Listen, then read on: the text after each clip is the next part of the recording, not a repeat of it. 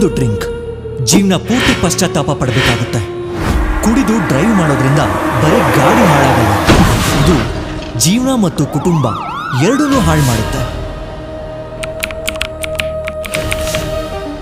Move in ಸಿಂಕ್ನಲ್ಲಿ safety ಅನ್ನೋದು ಕೇವಲ ಆಯ್ಕೆ ಅಲ್ಲ, ಅದು ಕಡ್ಡಾಯವಾದ ನಿಯಮ. ಕುಡಿಯೋದ್ರ ಬಗ್ಗೆ ನಮ್ಮಲ್ಲಿ ಖಚಿತವಾದ ಝೀರೋ ಟಾಲರೆನ್ಸ್ ಪಾಲಿಸಿ ಇದೆ. ನಿಮ್ಮ ಜೀವನ ಮತ್ತು ಪ್ರಯಾಣಿಕರ ಜೀವನ ನಮಗೆ ತುಂಬಾ ಮುಖ್ಯ. ನಾನು ಕುಡಿದ್ರು ಆರಾಮಾಗಿ ಡ್ರೈವ್ ಮಾಡ್ತೀನಿ ಅಂತ ನೀವು ಅನ್ಕೋಬಹುದು, ಆದರೆ ಸೈನ್ಸ್ ಬೇರೆ ರೀತಿ ಹೇಳುತ್ತೆ.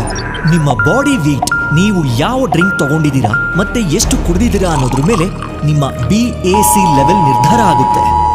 ನಿಮ್ಮ BAC ಲೆವೆಲ್ ಎಷ್ಟಿದೆ ಅಂತ ನೀವು ಊಹೆ ಮಾಡಕ್ಕಾಗಲ್ಲ, ಅದು ಕಣ್ಣಿಗೆ ಕಾಣಿಸಲ್ಲ, ಆದರೆ ತುಂಬಾ ಅಪಾಯಕಾರಿ. ನೀವು ಕುಡ್ದಿಲ್ಲ ಅನ್ನೋದನ್ನ ಕನ್ಫರ್ಮ್ ಮಾಡ್ಕೊಳ್ಳೋಕೆ ಮೂವ್ ಇನ್ ಸಿಂಕ್ ನಲ್ಲಿ ಖಚಿತವಾದ ಟೈಮ್ ಲೈನ್ ಇದೆ. ನಿಮ್ಮ ಡ್ಯೂಟಿ ಶುರು ಆಗೋಕ್ಕಿಂತ ಕನಿಷ್ಠ 8 ಗಂಟೆ ಮುಂಚೆ ನೀವು ಕುಡಿಬಾರ್ದು. ನಿಮ್ಮ ಶಿಫ್ಟ್ ಬೆಳಗ್ಗೆ 8 ಗಂಟೆಗಿದ್ರೆ ರಾತ್ರಿ 12 ಗಂಟೆಗೆ ನೀವು ಕುಡಿಯೋದನ್ನ ನಿಲ್ಸಿರ್ಬೇಕು. ಇದರಲ್ಲಿ ಯಾವ ವಿನಾಯಿತಿನೂ ಇಲ್ಲ. ಪ್ರತಿ ಶಿಫ್ಟ್ ಶುರು ಆಗೋ ಮುಂಚೆ ನಿಮ್ಮ ಬ್ರೀತ್ ಅನಲೈಸರ್ ಟೆಸ್ಟ್ ಮಾಡ್ತಾರೆ. ಒಂದು ವೇಳೆ ರೀಡಿಂಗ್ ಪಾಸಿಟಿವ್ ಬಂದ್ರೆ ತಕ್ಷಣ ಆಕ್ಷನ್ ತಗೊಳ್ತಾರೆ. ಮೂವ್ ಇನ್ ಸಿಂಕ್ನ ಯಾವುದೇ ಸೈಟ್ನಲ್ಲೂ ಕೆಲಸ ಮಾಡೋಕೆ ಬಿಡಲ್ಲ. ಬರೀ ಇಷ್ಟೇ ಅಲ್ಲ, ಎಲ್ಲೂ ಕೆಲಸ ಸಿಗಲ್ಲ. ಇಡೀ ನೆಟ್ವರ್ಕ್ ಎಲ್ಲ ಕಡೆ ನಿಮ್ ಕೆಲಸ ಕಳ್ಕೋತೀರಾ. ಒಂದ್ಸಲ ಚೆಕ್ ಮಾಡೋಣ. ರಮೇಶ್ ರಾತ್ರಿ 11 ಗಂಟೆಗೆ ಡ್ರಿಂಕ್ ತಗೊಂಡಿದ್ದಾನೆ. ಅವನ ಶಿಫ್ಟು ಬೆಳಗ್ಗೆ 5 ಗಂಟೆಗಿದೆ.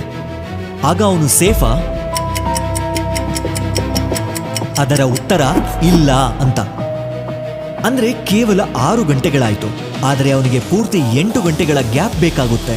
ಒಂದು ವೇಳೆ ಅವನು ಡ್ರೈವ್ ಮಾಡಿದ್ರೆ ಎಲ್ಲರ ಜೀವನ ರಿಸ್ಕ್ ನಲ್ಲಿ ಹಾಕ್ದಂಗೆ, ಜೊತೆಗೆ ಕೆಲಸ ಕೂಡ ಕಳ್ಕೋತಾನೆ.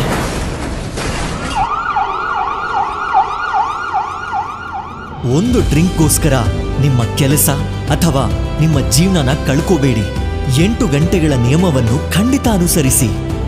ಸ್ವಸ್ಥರಾಗಿರಿ, ಸುರಕ್ಷಿತವಾಗಿರಿ. Move in sync.